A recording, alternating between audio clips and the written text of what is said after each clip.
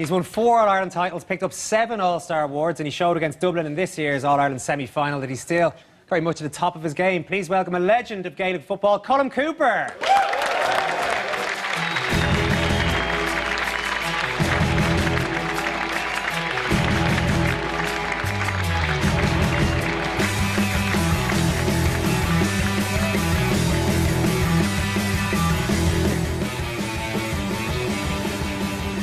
Colm, thanks very much for coming in, first of all. We were talking about a 19-year-old player in hurling, in this case, playing in an All-Ireland final. You have that experience yourself back in 2002 as a 10, I think you said you were around 10 stone at the time, against an Armagh defence. How was that experience for you?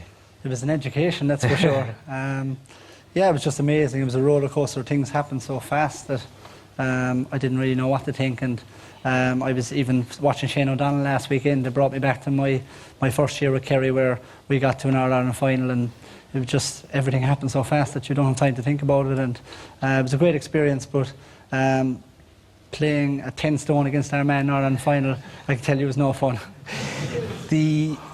I suppose the equivalent of that All-Ireland replay in football this year was probably your semi-final against Dublin. Everyone, I know you weren't happy not to win, but it was an amazing game and you played particularly well yourself. Do you arrive at Croke Park on days like that and know yourself that you're going to play well? Have you got no doubt that you're going to put in a performance? Well, that's why you train all year, I suppose. That's why you go back training in January, to put in the work, put in the training.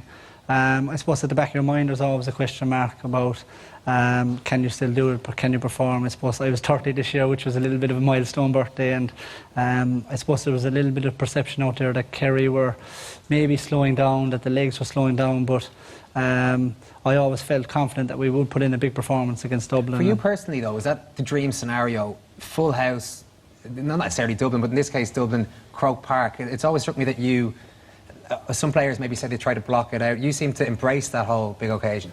Yeah, definitely. It's I suppose I've played for Kerry for 12 years and we played in Croke Park all the time, and it's my favourite stadium out of everywhere I played. Like, I love playing in Killarney, but there's absolutely no place like Croke Park in front of 80,000 people, and it brings a certain amount of nerves, but to perform on that big day, that's what it's all about.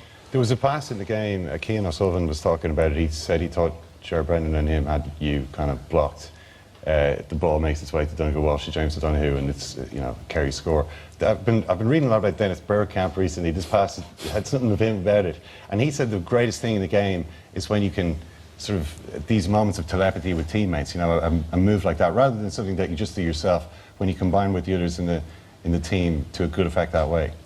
Yeah, I suppose the Kerry players and forward line have been together for a long time, so there's a certain amount of chemistry built up between us, I think. And that particular pass, I think I just got a little bit of a sidestep on Ger and Cian that day, and to be honest, Donegal Walsh was in so much space, it wasn't all that much of a eye-to-needle pass, but just got it through, and he finished it really well. But I think that chemistry builds over 10 or 12 years of playing together, and that's the real secret behind it. Is it something that becomes important on the biggest occasions, because, you know, 80,000 people, maybe you can't really hear each other so well? Absolutely, yeah. In Croke Park you can't hear 20 yards away from each other, you know, so there's no point roaring or screaming at the guy, he won't hear you. So you're really basing it off what you've trained for, and what again, that word chemistry comes up, and what you're expecting a player to do and where to move. And that's basically what we're all about, and it's those small margins that make the difference, I think. Basically, I think the top teams in Ireland are at a very, very high level, and I think it's just that those little bits of brilliance that define whether you're going to win or lose. Colm, you've obviously got to this incredible level of football and achieved a huge amount in your career. When you were, if you could take us back to, say, when you were 13, 14, that kind of age, did you at that point think that you you're not going to be over cocky about it, but did it feel to you that you were able to do things, you were more skillful than other guys out there?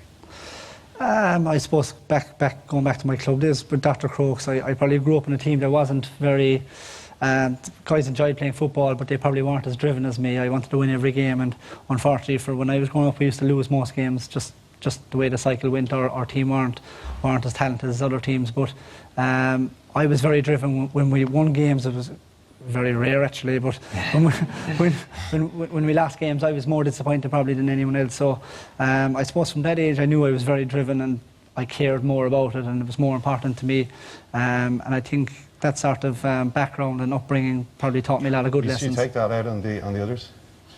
Sometimes, yeah. They probably won't have too many nice things to say about me, but that was just the way I am. That's in my demeanour. I just wanted to win. I love football so much.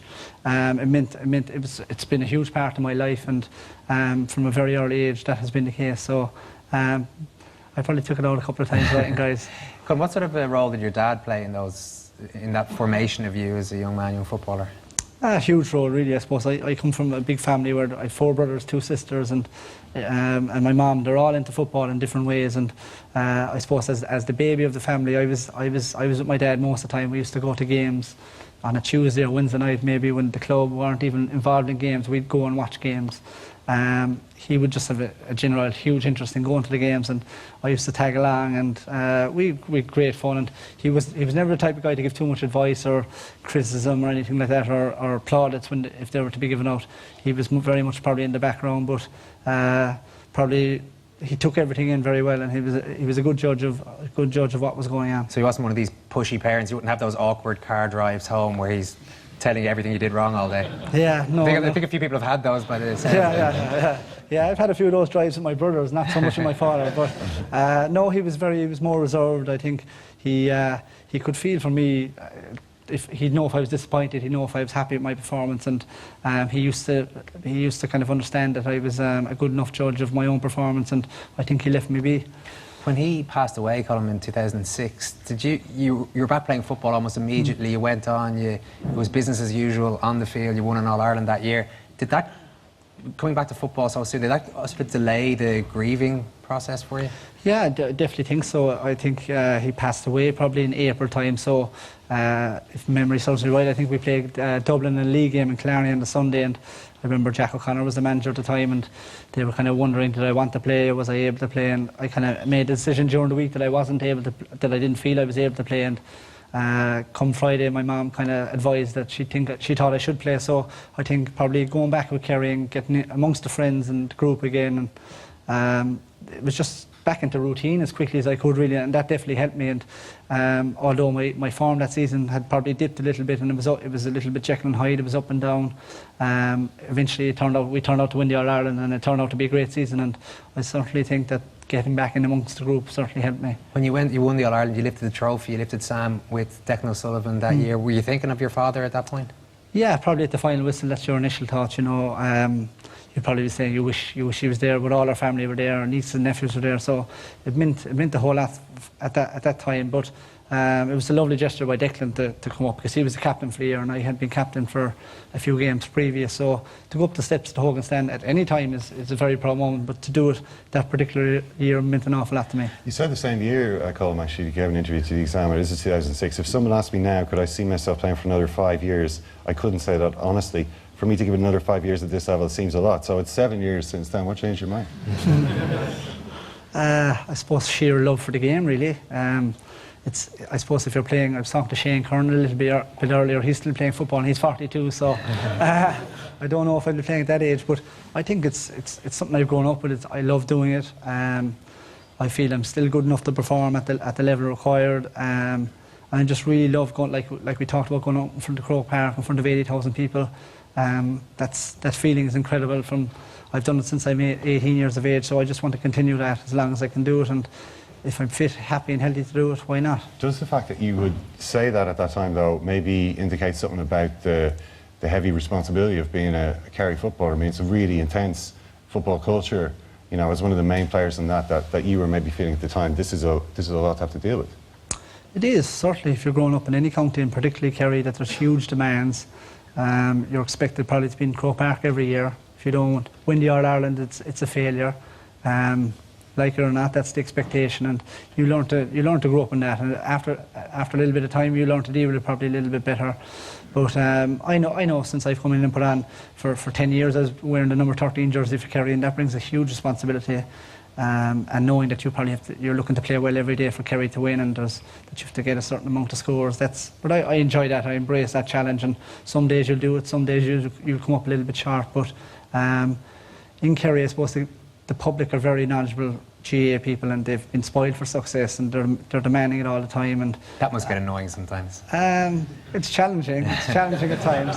maybe not so much annoying, but yeah, look, everybody has their opinion, and you're meeting them on the street, and they'll be asking how was the game going, what will the team be the weekend. And I suppose this year we had a little bit of a different scenario because of we had training kind of behind closed doors, and we were one of the last counties to do it, and people didn't really know what was going on, so they'd be checking you out for more information on the street. So it was good fun. Colm, you said earlier on that your club team at your age group wasn't particularly good growing up, but you're from a very strong club, and you've been very successful in recent years. Now you've a championship semi-final at the weekend, but you're going for a place in history 4 in a row this year.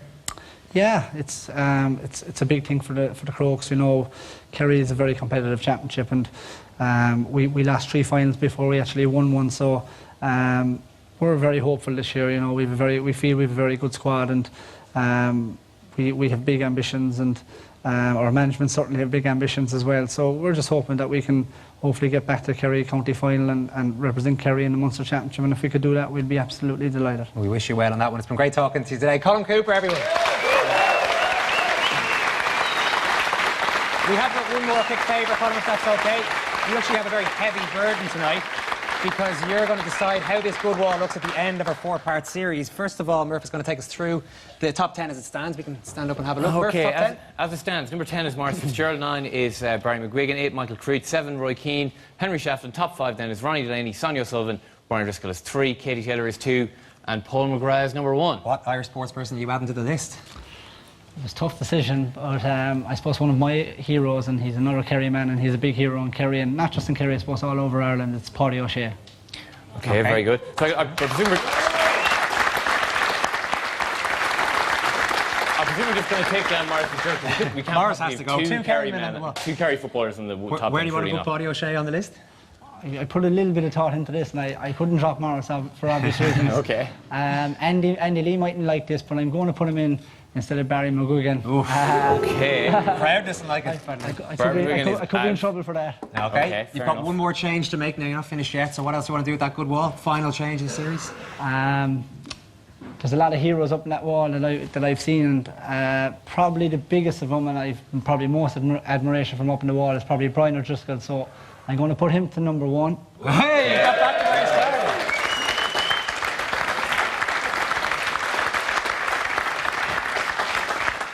A tricky one for Murphy. He's got a bit of work to do there, but as he does it, so he's at number 1. We're putting Paul McGrath. I think he's just going to swap down to number 3. Swap down to number 3. Yeah. Great Okay, stuff. fair enough. And we've got number 10 and number 9 now in the good one. Murphy, you They finish can that just off. edit that out. This is Paddy live, O'Shea is in right? at number 9. Colm Cooper, everybody.